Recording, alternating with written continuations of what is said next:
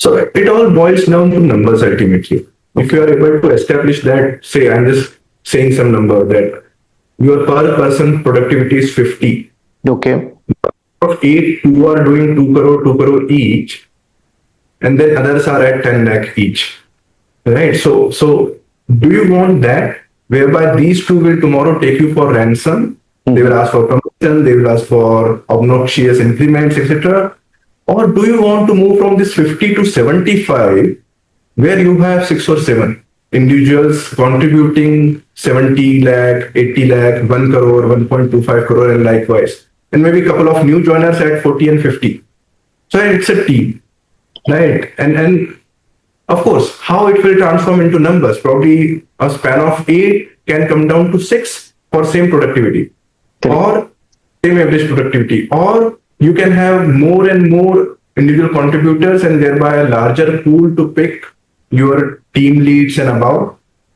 So you can actually start looking at not just functional skill or numbers, but also people skills, right? So how you are able to translate culture discussion to numbers discussion is going to core to manage stakeholders. Very nice. And see, any corporate, be it first generation founder driven, where probably HR was the last thing to get added and onboarded, Correct. to a very established MNC, the moment you are able to show big picture and how people are going to add and contribute to it, the people practice and the people in general, the human capital, how that is going to significantly enhance the value of the corporate. The moment you are able to quantify these aspects, things change.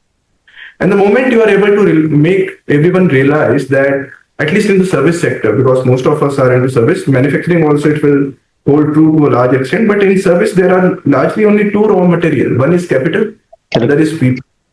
Those who manage capital are right from the founder, chairperson, CEO to CBO to who not and what not. Is focused on the capital side of it, either raising of it Correct. or deployment of it and collection of it. Correct.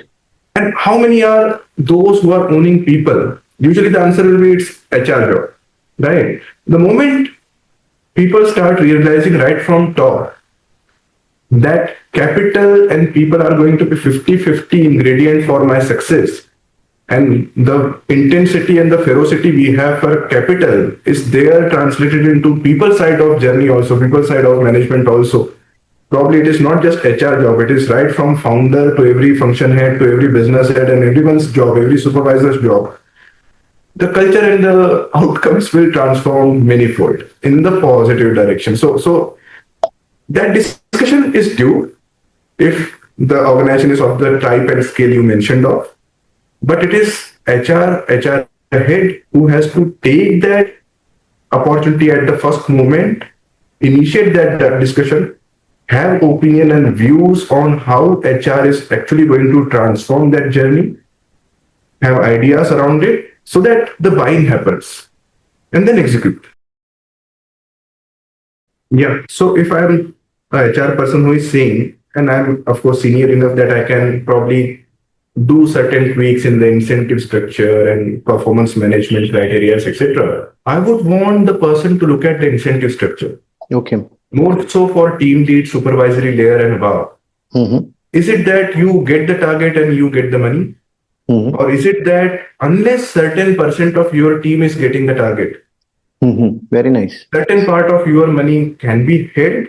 That's a negative reinforcement, I would say. And otherwise, a positive reinforcement could be you will get a surplus, right? So maybe your 25% can be put on hold, or you will be getting an additional 25%. If 75% of your team qualifies, that will change the mindset. See, if a usual span of control 7 and 8, and out of those 1 and 2 superstars will get you what you need.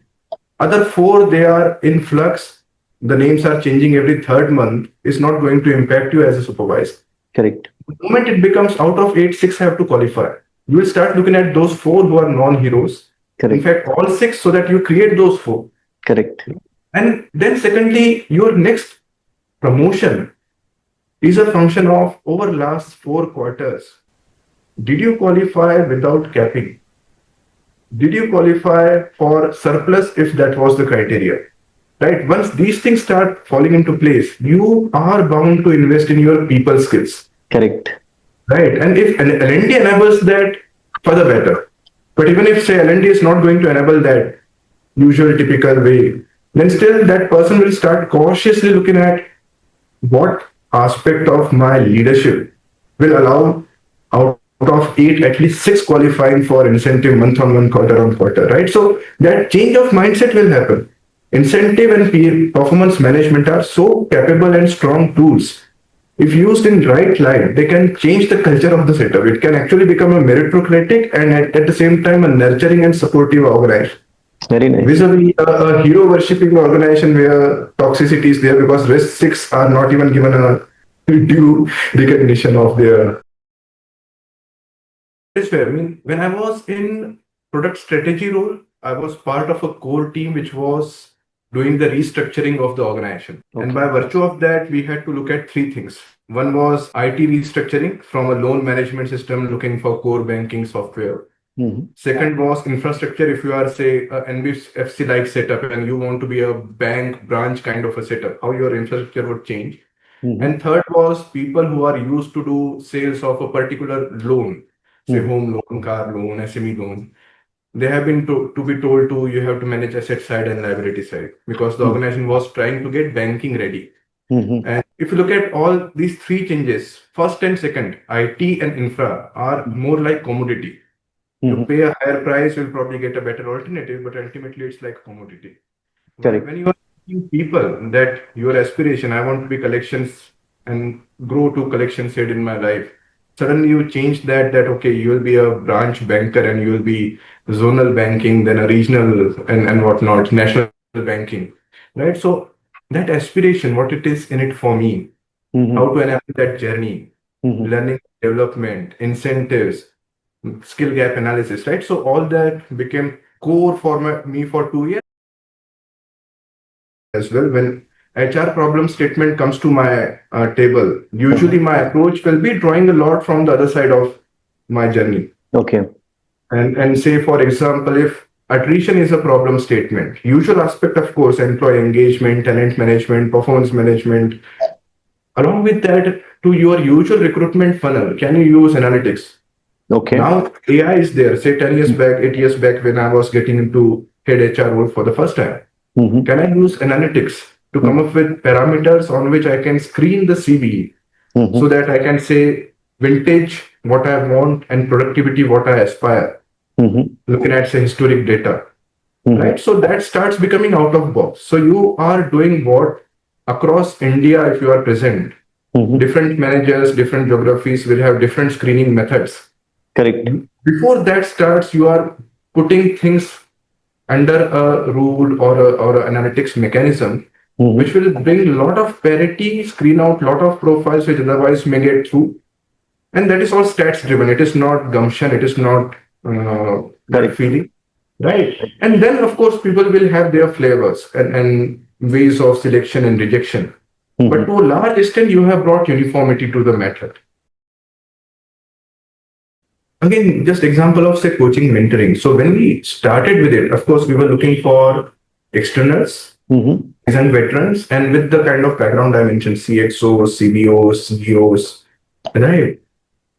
Still, that personalization of the initiative for a Mhm. respective CEO of one of our subsidiary, or many of our subsidiaries, uh, they were not finding it because probably it was templatized, it was slightly Correct. generalized in approach, while education, edtech player needed probably more specific to them kind of support or intervention. Mhm. Also, how evolved the person is, probably on a scale of 1 to 10, some of those who were undergoing it were at 7 and 8, Okay. while the template was more attuned for those who are at 8.5 or 9, Correct. right? So I had to kind of take the baton into my hand Mhm. that, okay, I'll probably leverage my past background. I know the setup more. I know individuals who are required to undergo that for all the right reasons more.